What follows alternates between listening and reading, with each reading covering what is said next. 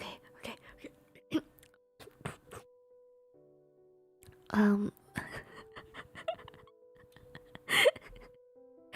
um volume check 1 2 1 2. Can you guys hear me all right?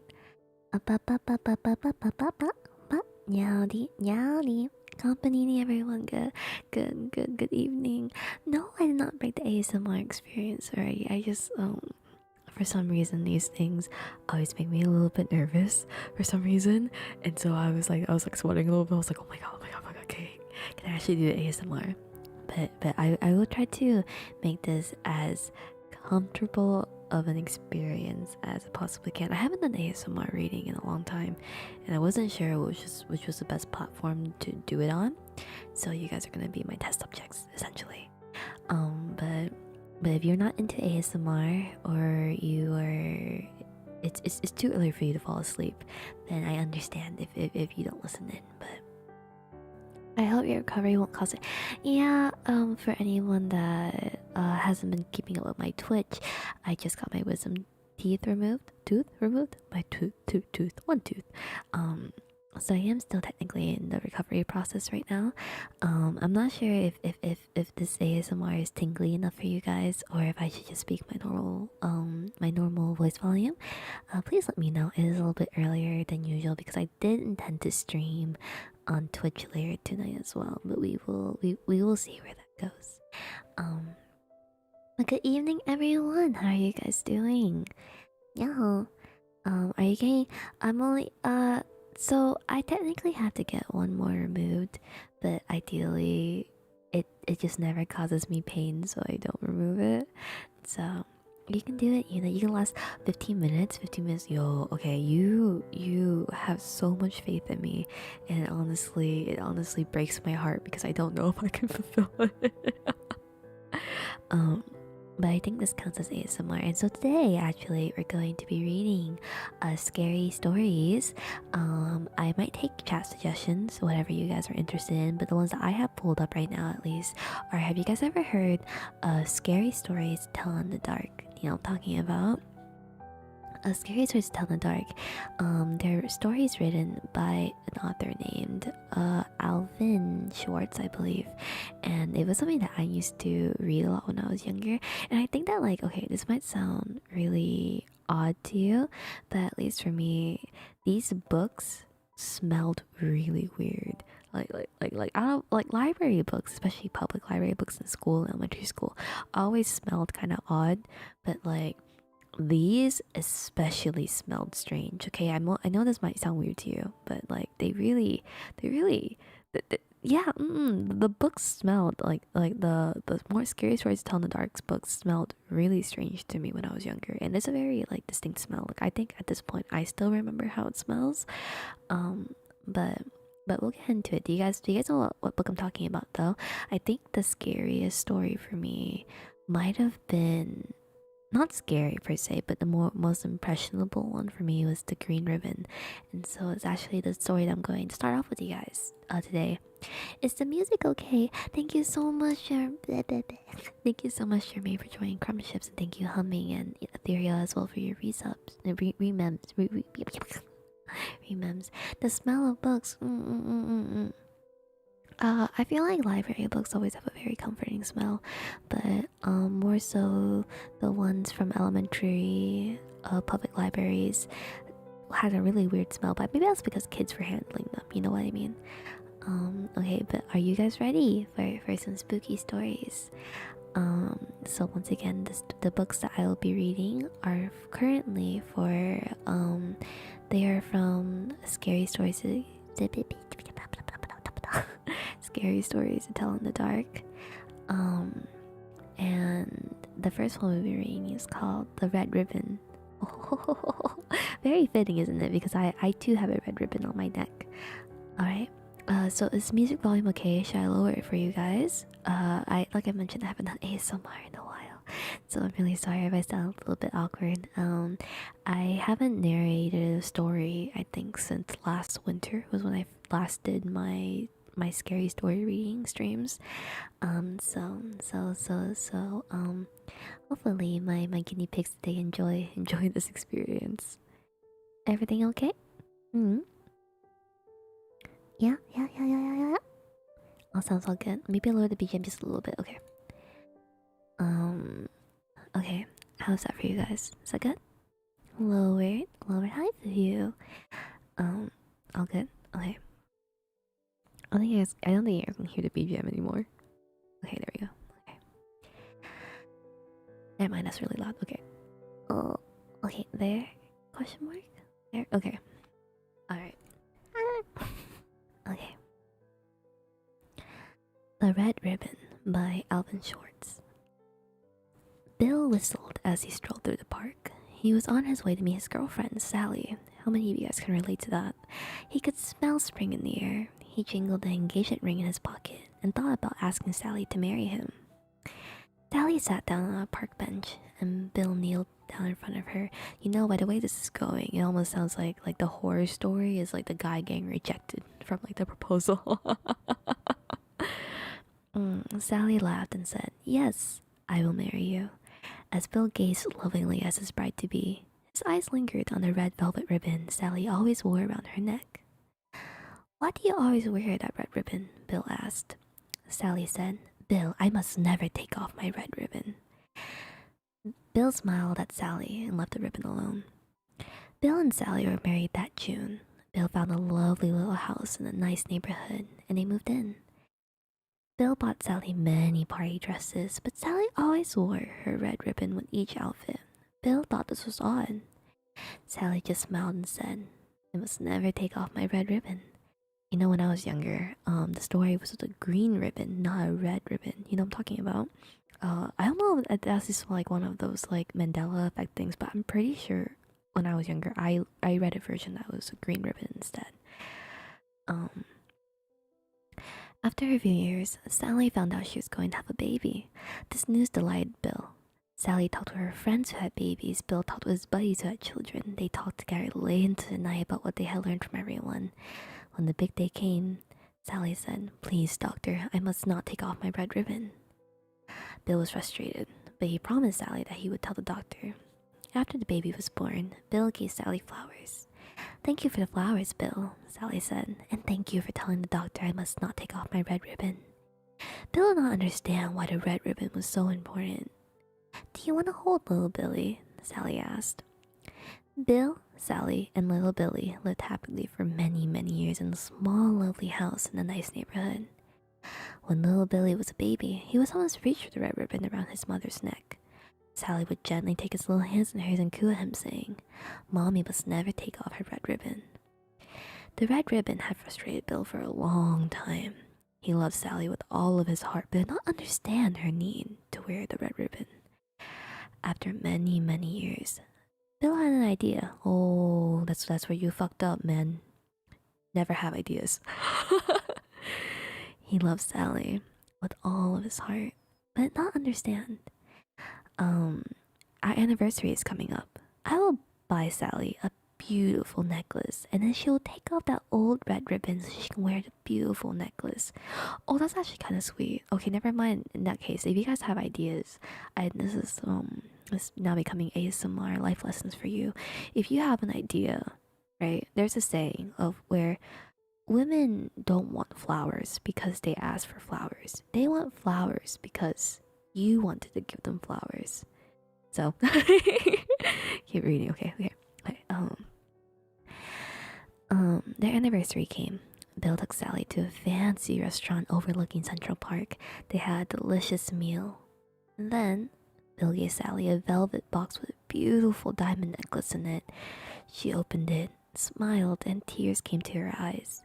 Bill put the necklace around her neck and started to take off the red ribbon. Sally stopped him. She said, "I must never take off my red ribbon." Bill sat back in his seat with a huff. He looked at Sally and shook his head. "I may never understand," Bill said. "It's okay, women are not meant to be understood." Sally gently placed the diamond back into the velvet box and closed the lid. "It's lovely, Bill. I will treasure it always," she said. "But I must never take off my red ribbon." "Why?" Bill asked, as he had for so many years. Sally smiled sadly and shook her head. She did not answer him. Late at night, Bill was still awake.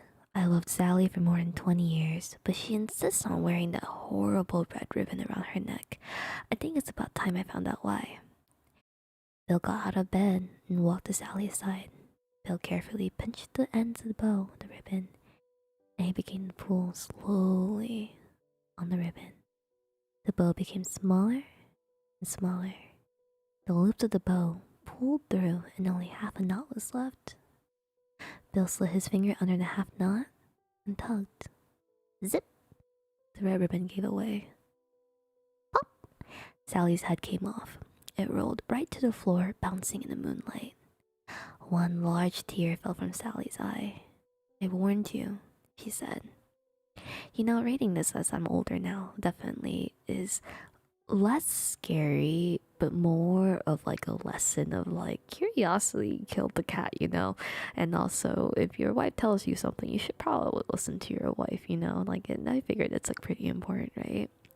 But yeah, I feel like, oh yeah, so I feel like these stories, now that I'm older, maybe aren't as scary. No, so yeah, so there's different versions. So the one where I read was what Sally had a green ribbon, and that actually the right before she was on her deathbed, she gave Bill permission to take the ribbon off. So it just depends. There's like a more fucked up version of this as well. But let me tell you guys about a true horror story. True horror story is today I tried to make Oreo truffles and I was really craving them. I've never had them before. Or I have them before, but I've never made them before. And it used to be something that my babysitter used to make for me when I was a lot younger. What happened was I fucked up and I went through 5 batches of chocolate.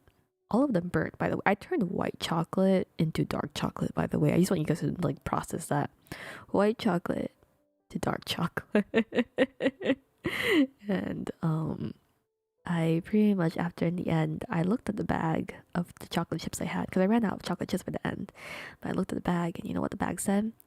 The bag said baking grade chocolate. And if you don't know what that means, it means this is not chocolate that you melt. This is not chocolate that you use to dip things into. This is chocolate you use to bake into cookies so they don't become a puddle of chocolate.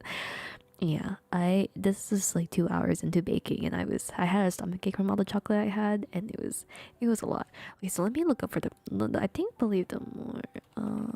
Give me 1 second. Instructions enemy.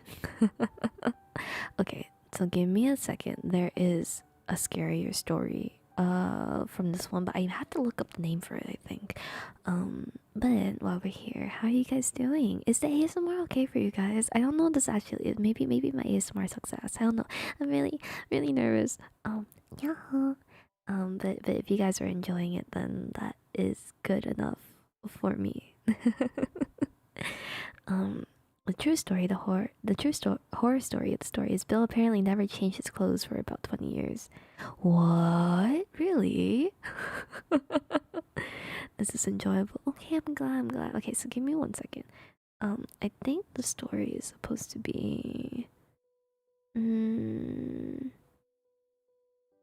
me 1 second. Let me look so I can find it.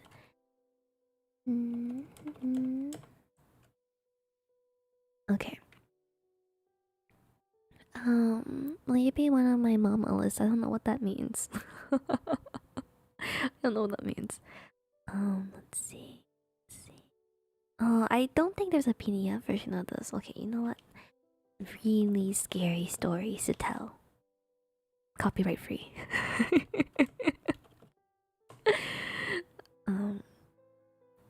Alright. So this story is called oh gosh, I hope I can make this like engaging for you guys. Instructions are there just to restrict us. Is that what it is? Okay. Oh, you know what? Sorry, I keep like changing like the stories I want to tell, but there used to be this really scary story, and I'm gonna tell you guys this one from my memory, so I don't remember it's right. But there's a story of like if you ever ride alone on this road, there are very strict instructions that you must follow. And it's usually like, oh, turn on your radio, don't look out the windows, and that kind of stuff, right? I feel like trucker ghost stories are like very interesting to me because I am very scared of driving that far. You know what I'm talking about? I feel like the scariest thing about driving at night is that it's just how do I say this?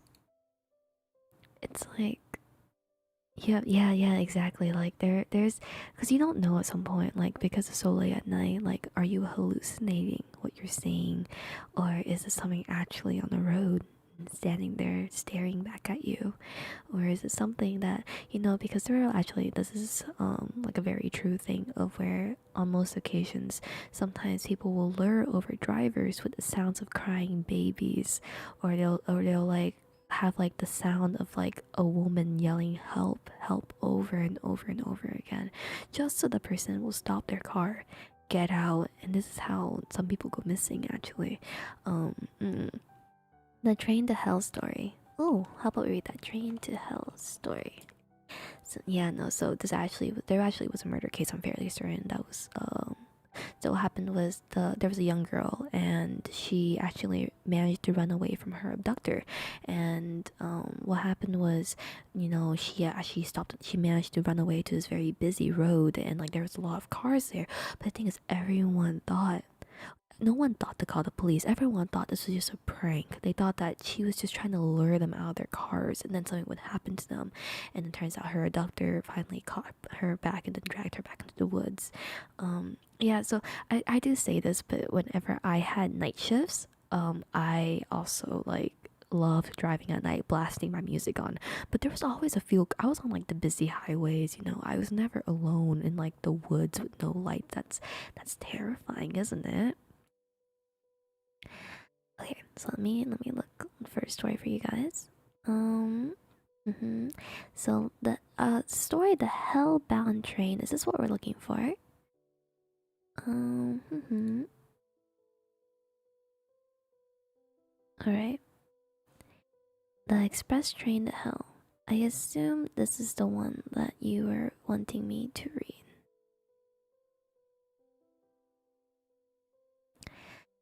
An old cowboy named Tom Gray mysteriously disappeared one day. When the detective went to investigate, he met an old station master who told him Tom Gray's story. According to the station master, Tom Gray was a rambling cowboy who spent many days hanging around the train station. The train station master kept running him off, but old Tom Gray kept coming back. He ran up to the other patrons shouting, "It's coming for me, it's coming!" When the patrons asked Tom Gray who was coming, he would cry, "I done wrong. I killed the man that cheated me at cards and now I'm going to pay." The station master finally had enough and took Tom Gray aside and threatened to call the police if he didn't quit harassing the other patrons. Old Tom Gray rolled his eyes and cried out, "The express train for hell is coming for my soul. You gotta help me." Tom Gray pulled away from the station master and ran for a door. It was 2 minutes to midnight.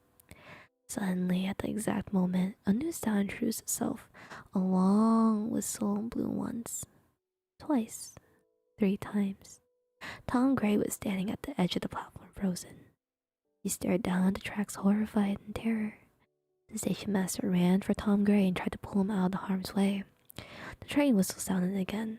Just then, a warm rush of air blew against everyone near the platform, and the station master heard the roar of an invisible train passing directly in front of him. He heard the hiss of steam and the screech of fangs against iron rails, but nothing was there. Tom Gray screamed and wriggled underneath the grip of the station master. Then Tom Gray was gone, and the roar of the invisible train faded into the distance and then ceased. The station master looked at the station's clock. It was midnight. You know, the actually really scary thing is, I believe in certain countries abroad, especially with train systems and subway systems, it's a very sad thing to think about, but death by jumping in front of trains is so common that honestly people don't even blink an eye whenever it happens. They just think to themselves, "Oh, that's a bit of an inconvenience," because you know, at the end of the day, the scary thing is that, like, and people don't really know who you are, and so I think it's very bleak and very sad to like ponder or think about what drove them to that point. It's pretty common, yeah. Actually, there's a story based on this one. I think it's called Kisaragi Station. You guys know what I'm talking about? Kisaragi Station. This is, I actually really like this one. So let me see if I can find the story for you guys real quick.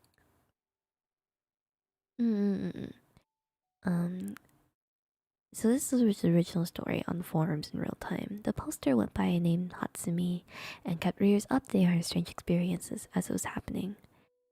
Alright, so let's read this one. Okay. So this is from the messages from Hatsumi. "It might just be my imagination, but do you mind if I talk about something?" "Sure, go ahead. What happened?" "I just got off the train, but something's off. It's the train I always take to and from work, but it hasn't stopped at any stations for about 20 minutes now. It always stops every 5 minutes, or at most every 7 or 8, but it hasn't stopped at all. There are currently 5 other people on board, but they're all asleep." "You haven't gotten the train off yet, have you? You didn't get on the express by mistake." "Yeah, like you said, it's possible I got on the wrong train. I'll wait it out a little longer. If anything else weird happens, I'll come back. First of all, why don't you go to the front carriage and see the conductor? If he had an epileptic fit or something, that would be terrible. Go on and check on him." "It doesn't look like we're gonna stop anywhere, so I'll go and have a look. The blinds are on covering the window, so I can't see the driver. I'm on a private railway in the Shizuoka prefecture." I knocked on the window, but there's no answer. "Can you see anything outside? Can you see the names of passing stations or anything?" After leaving the tunnel, the train has started to slow down a little. We don't usually pass through a tunnel though. It's a train from Hamamatsu station. It looks like we're about to stop. We stopped at Kisaragi station. I wonder if I should get off. I've never seen or heard the station before." "You should get off." No, you should stay on to the last stop. I mean, the train should start moving by now, shouldn't it? Hasumi, what time did you get on the train?" "I got off. The station's empty. I got on the train around 11:40 p.m., I think." "I did a search for Kisaragi station, but nothing came up." "Hang on, your train's been running for an hour now." "I looked for Kisaragi station as well, but there's nothing there." "I think I should go back. I've been looking for a timetable, but I can't find anything. The train is still stopped, so I wonder if it'd be safer just to get back on. Well, while I was writing that, I already got back on board. I'm going to leave the station and see if I can find a taxi. I feel like if you guys were in this situation, would you have gone back on the train or would you have just wandered around? I think I probably would have just sat on the train. I probably just sat on there and just maybe take a nap. Maybe wait for it to loop back around or something, you know? And come back on the train. Yeah, I feel like the worst mistake, especially if you don't know if the train is going to leave or not, the worst thing would be able to get off the train, and then you're just stranded there with no signal, no one that you know, anything like that. You would have stayed and cried. Oh, this baby need a little bit of comfort. um, I went to look for a public phone, but there aren't any. The other passengers didn't get off, so I'm alone right now. The station's name is most definitely Kisaragi Station. I'm trying to like paraphrase this because it's like in like a two-person type of setup. It's just kind of difficult to read. Let's see. Try walking back home along the tracks. If you start running now, you can probably catch up with the train. It's a station, so there has to be people living around there. Yeah, that's right. I was panicking, so I didn't even notice. I'll follow the tracks back and wait for my parents to call. I tried looking before in town information, part of my phone, but it came with something an error. I just want to go home. There's really nothing around here. All I can see are grasslands and mountains. But if I follow the railroad tracks, I can get back home, so I'll do my best. Thank you. You might think it's just one big joke, but can I come back if I run into any other problems? Of course. At any rate, take care. Be careful that your phone doesn't die. It's your lifeline right now. The railroad tracks are even a darker trap. There's a tunnel after that too, right? And yet, it'd probably be safer to spend the night at the station. This is terribly risky. My father called. He had a lot of questions, but in the end, we have no idea where I am. So he told me to call 110. I don't really want to, but I'm gonna give the police a call and see if they can help me. I tried to explain my situation the best I could to the police, but they thought it was a joke and got angry at me. I was so scared I ended up apologizing to them. I can hear what sounds like the beating of drums coming from far, far away, mixed with the sound of a ringing bell. Honestly, I don't know what I should do anymore. Asumi, you need to get back to the station. It's best to return where you started in the first place when you get lost. It's about to start. Drums and bells? It's probably just a festival. You might think I'm lying, but I'm so scared. I can't look back. I want to go to the station, but I can't look back. I can't turn back. Run, whatever you do. Don't look back. You can't look back at the station. You'll be taken away. Just run towards the tunnel right now. It should be closer than you think. Someone just yelled out from behind me. Hey, you can't walk along the railway track. It's dangerous. I thought it might be a station attendant, so I turned around. And about 10 meters away, there was an old guy with one leg standing there.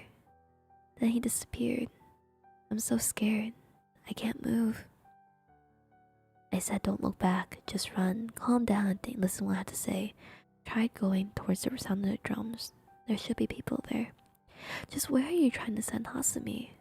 That's not it at all. Hasumi's about to be taken away. I'm saying if she can't, she should go back. I can't walk anymore, but I also can't run. The sound of the drums is getting closer. I'm so tired. I'm still alive. I fell over and I'm bleeding, but I'm holding onto the heel I broke. I don't want to die yet. I called home. My dad said he called the police for me, but the sound is getting closer and closer. I did my best, and I'm somehow in front of the tunnel now. The name says Isanuki.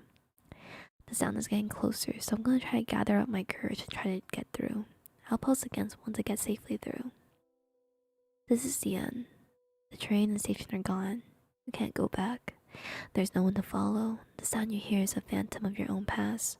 Runs toward the tunnel, and if you stop, you'll be stuck between both worlds. I've exited the tunnel. Someone's standing just ahead of me. Looks like I'm doing what you guys suggested was the right answer. Thank you. I'm probably gonna be mistaken for a monster. My face is a mess of tears. Hasumi, wait, don't move. Stop, it's dangerous.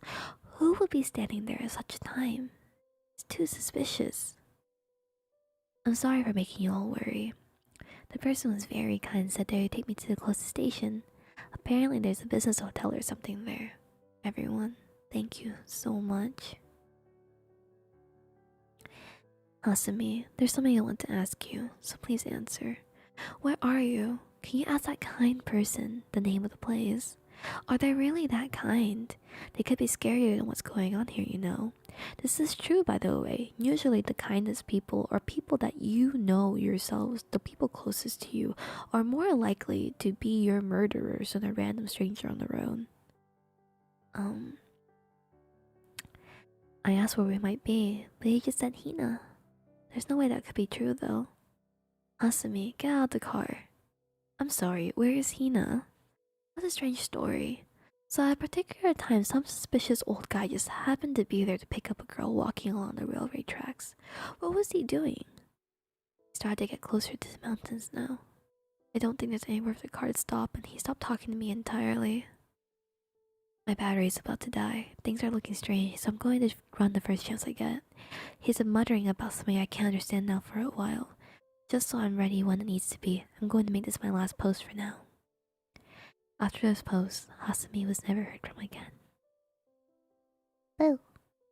Yeah, so the problem with narrating this is that it was very difficult because it was in a chat, like a user based type of format. I think I still made it a little bit spooky for you guys. Let me drink some water real quick.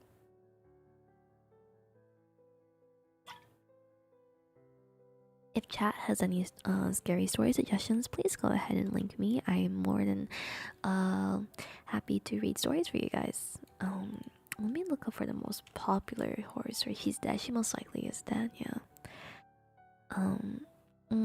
Let's see. Oh, do you guys remember the story of? Oh, this one might be too long. I think this one's a little bit too long. Should have taken an Uber. No, stop. Ubers are even scarier. I would never. I've taken Ubers at nighttime, but I feel like it's very terrifying. I feel like the scariest thing about all of these images, or all the creepypastas, is the images they're paired with. Like, oh, it gives me the chills. I don't like it. How about Tomino's Hell? Let's see. I think I've read this one before. Trying to send me to hell, huh? Tomino's Hell is a notorious damned poem believed to curse or even kill anyone that reads it out loud. Hey, what kind of intentions do you have for me, huh? I'm paranoid as hell. I don't like to write share stuff. I understand what you mean. At least for me, though, I've always been very careful. If I ever use a ride share app, I'm always make sure it's during the daytime, or I have to let people know my location, like share my location to like or Kallin something.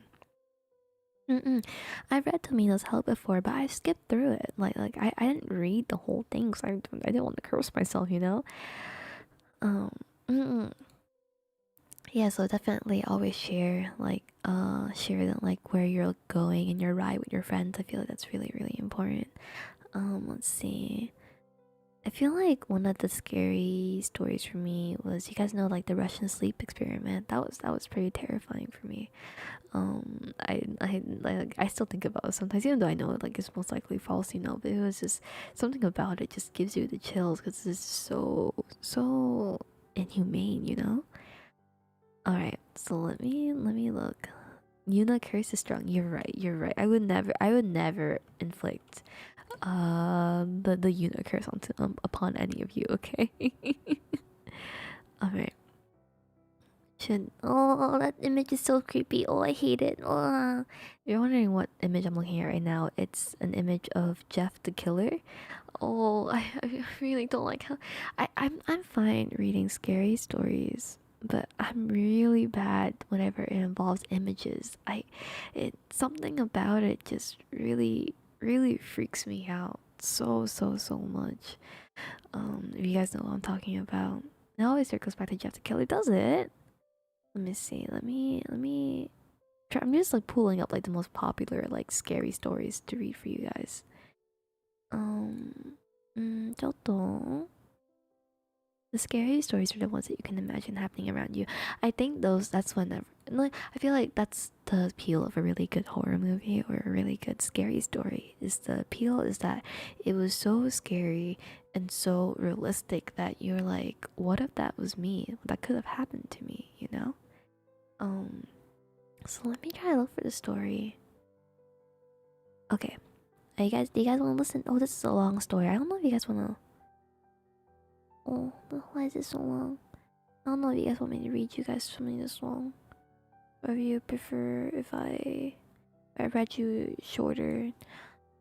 Short horror stories. You're ever looking at every 13-year-old girl's first crush? My 13-year-old first crush, I think, was. I'm thinking. I'm pretty sure it was a character from Cardcaptor Sakura. The scariest story is what happens when you don't yaho back. Exactly. So you always have to yaho back, okay? Alright. So this is 30 very short tales of horror. I feel like short stories are the best because then you're left wondering like what in the world happened, right? Alright. This one's there's actually a true case about this, and so this is not exactly a made up horror story. We bought an old house, my boyfriend and I. He's in charge of the new construction, covering the kitchen, master bedroom, while I am on wallpaper removal duty. The previous owner papered every single wall and ceiling. Removing it was brutal, but oddly satisfying. The best feeling is getting a long peel similar to your skin when you're peeling from a sunburn. I don't know about you, but I kind of make a game of the peeling, on the hunt for the longest piece before it rips. Under the corner section of paper in every room is a person's name and a date. Curiosity got the best of me one night when I googled one of the names and discovered the person was actually a missing person. And the missing date matching under was the exact date that they went missing. The next day, I made a list of all the names and dates.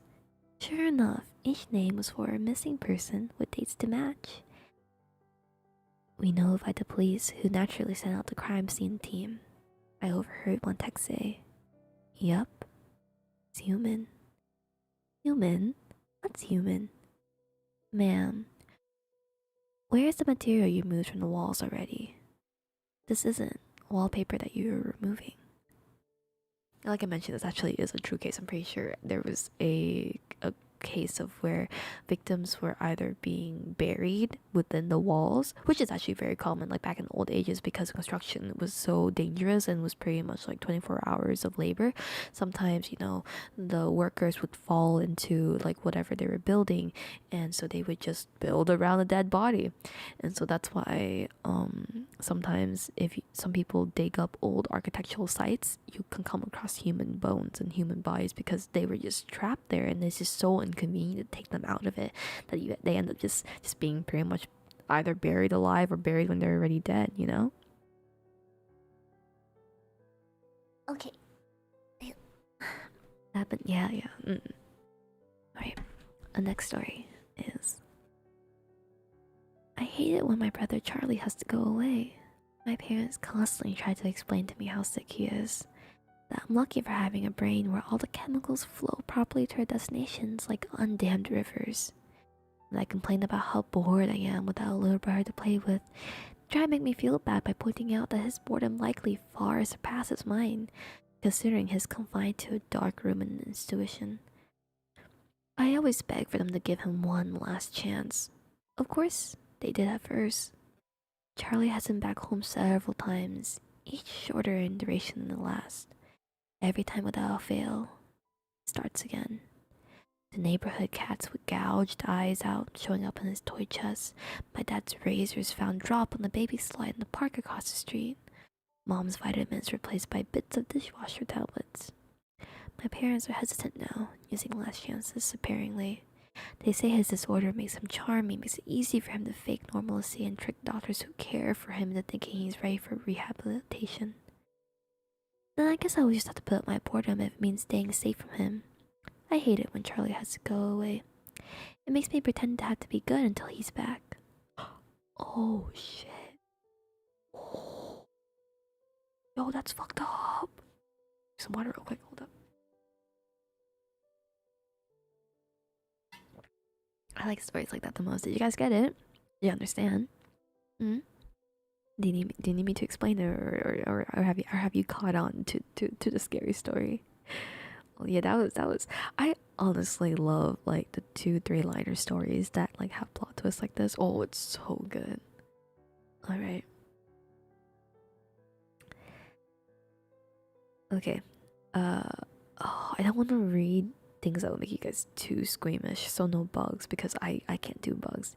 So what happens? So essentially, he's saying that he wants his brother to come back home so badly because he's so bored, you know? Because every time his brother comes home, things happen such as razors show up on the slides, cats end up being like gouged out of their eyes, and he's so bored and so tired of acting good until his brother comes back. So his brother is in like the intuition when it should be him. You know that's pretty terrifying, and also very common as well. I think. All right, so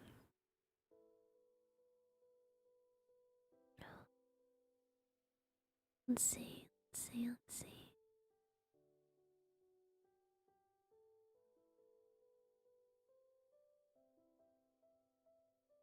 It has been said that the definition of insanity is doing the same thing over and over and expecting different results.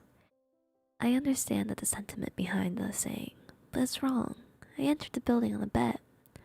I was strapped for cash and didn't buy into the old legends of the hotel to begin with.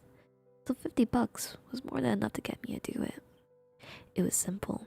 Just reach the top floor, the 45th floor, shine my flashlight from a window. The old hotel was old and broken. I said old twice, including the elevator, so I meant hiking up the stairs. So up the stairs I went. As I reached each platform, I noted the old brass plaques displaying the 4 numbers: 15, 16, 17, 18. I felt a little tired as I crept higher, but so far, no ghosts, no cannibals, no demons. Piece of cake. I can tell you how happy I was as I entered that last stretch of numbers. I joyfully counted them aloud at each platform. 40, 41, 42, 43, 44, 44. I stopped and looked back down at the stairs. I must have miscounted. So I continued up. 44. One more flight. 44. This is what happens when the for loop messes up. And then down 10 flights. 44. 15 flights. 44. So it's been on for as long as I can remember. So really, insanity isn't doing something repeatedly and expecting different results. It's knowing the results will never change and that each door leads to the same staircase to the same number. It's realizing you no longer fall asleep. It's not knowing whether you've been running for days, weeks, or years. It's when the sobbing slowly turns into laughter. Boo! Can I link something from? Only you can only link it if there's permission. If I have like the permissions to read it. I know like subreddits are a little bit more strict if you share stories or narrate their stories without the permission of the original writer. So, all right, I'll see you next time. Bye bye. I'll see you next time. Bye.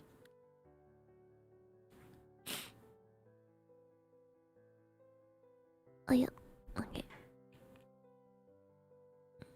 Okay, your little boosts help a lot. I like end of the day, I don't want to scare you guys too much. This is just me practicing my narration and making things maybe hopefully less scary. You know, you got it. I oh well, you mean the story? Yeah, okay.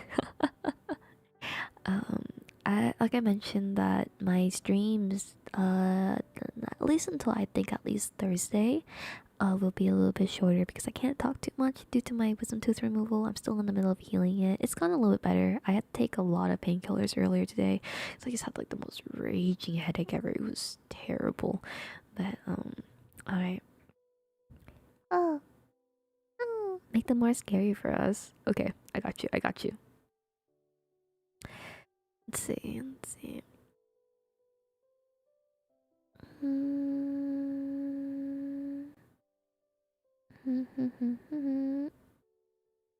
Okay, I feel like I'm a little bit stupid because I don't get this one. My daughter woke me up around 11:50 last night. My wife and I had picked her up from our friend Sally's birthday party and brought her home and put her to bed. My wife went to the bedroom to read while I fell asleep watching the Braves game. Daddy, she whispered, tugging my shirt sleeve. Guess how old I'm going to be next month. I don't know, Beauty, I said as I slipped on my glasses. How old? She smiled and held up 4 fingers. It's 7:30 now. My wife and I have been up with her for almost 8 hours. She still refuses to tell us where she got them. Does that mean that like the baby didn't have fingers in the first place, or she's just holding up 4 fingers, or look like that one? I don't really understand that much. I don't know if you guys understand. I get it. I really don't get it. Let's see.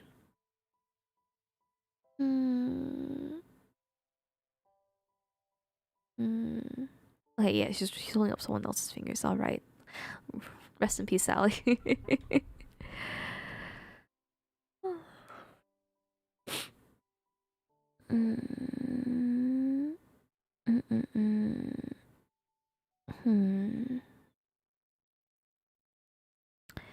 Scariest story is knowing that one day,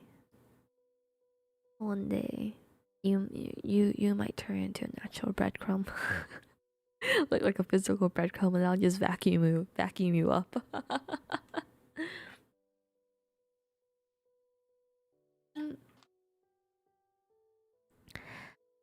Let's see.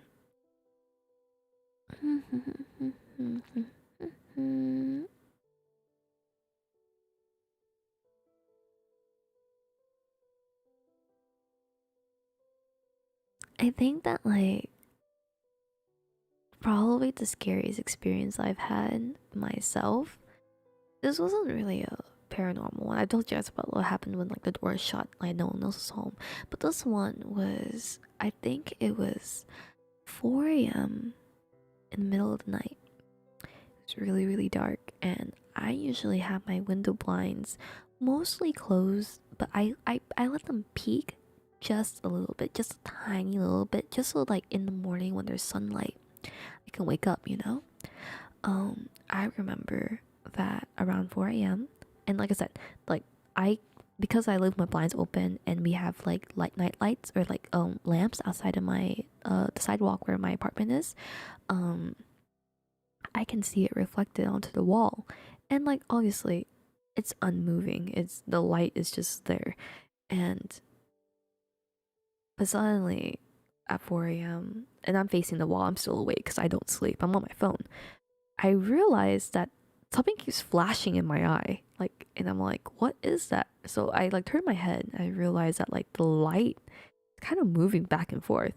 And I was like, what in the world? And maybe I'm just imagining it. You know, like sometimes people need a walk.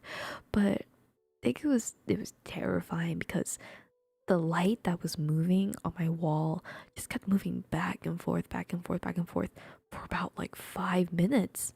Like it was so stressful. I had no idea like what in the world. Like I was too scared to move. I was all like, okay, if I just lay here long enough, my light will go back to normal and everything's gonna be fine. But it was honestly absolutely terrifying. I was so scared when that happened. Monkey shaking the light pole, you know what I'm saying? Well, it was almost like someone was like walking back and forth in front of my window because my window is like on the sidewalk and there are bushes there. And so I was like, okay, maybe it's just someone walking, but they just would not leave. And this is like the same thing happened to me back at my old apartment around 4. I don't know why it's always 4 a.m. Because I remember at 4 a.m. it was someone knocked on my door, and then after they knocked on my door, uh I laid there. I was so scared, and I looked out the window, like my bedroom window, because I parked my car right in front of my bedroom window, and I was like, okay, I don't want anything. Well, maybe someone hit my car or something, and I just saw like a cup on my car, and it was gone the next morning. It was whew. Yuna's haunted. Yeah, that's probably the case.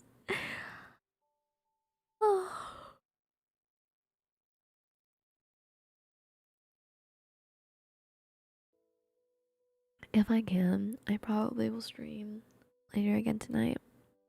But if not, we had a good run. I'm so sorry my streams have been a lot shorter. I know. I've been wanting to have an endurance stream again. Maybe that's the scariest thing. Yuuna being awake for 24 hours. Stalker? Don't even say that. I had a stalker for a while, but then I moved locations and apartments twice, so I really hope that's not the case. I'm just a little bit scary. Like I mentioned, the scariest stories are the ones that actually can happen to you in real life. And you know, like I definitely have like a ton of no, this is like I read a lot of true crime and horror stories in the middle of the night, and so because of that, I like already end up 10 times more paranoid than I actually am. But and it happens, I guess. Alright, so I will read you guys one last story and then we'll probably chat for the rest of the stream. Um, I watched as my soon to be father in law held his daughter's hand as he walked down the aisle. Tears streamed down his face as the wedding march that played in the background reminded him that in a few minutes he would be watching me hold his daughter's hand, slipping on her ring. He walked up to the altar and I took hold of her hand, grinning from ear to ear. It was the happiest day of my life. My bride's father got down on his knees and started begging. Please, I did what you asked. Just please give me my daughter back. I glared at him. Shut up and stop ruining the moment. You sit back down and enjoy the ceremony. Maybe I'll tell you where I've hidden the rest of her body. Dear Lord Jesus. Oh dear Lord. Alright. Alright. Let's make things a little bit less spooky. Up, up, up, up, up, up, up, up, up, up, up, up. Hello? Oh, I think like the hardest thing about ASMR streams is because I don't have like a very don't have like an actual ASMR microphone. I have to just be like, "What's up, little mama?" You know, into the microphone.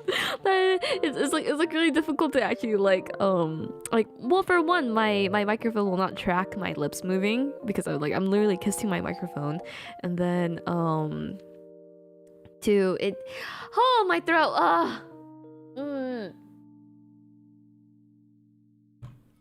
Like, it was very. I think if I take off my pop filter, it'd probably be a little bit more sensitive for you guys. It's always a JoJo reference. You know what? Despite all the JoJo references I make, I don't know how I feel about JoJo. I feel like I tried to watch it for a little bit and I didn't enjoy it that much, which is a little bit sad. But Whisper ASMR is always nice. Do you think so? Should I do Whisper ASMR for you?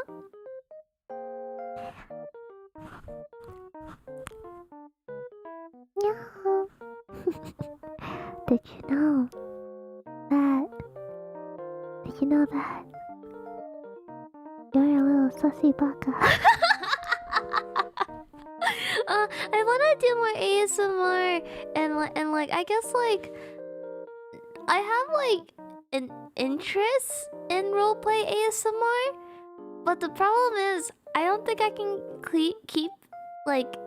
keep in character or keep in like oh, it's so niche, and like I feel like that's the thing. I feel like a lot of you guys just view me as like a really dumb silly girl that you watch, or like your younger sister that you will always be worried for.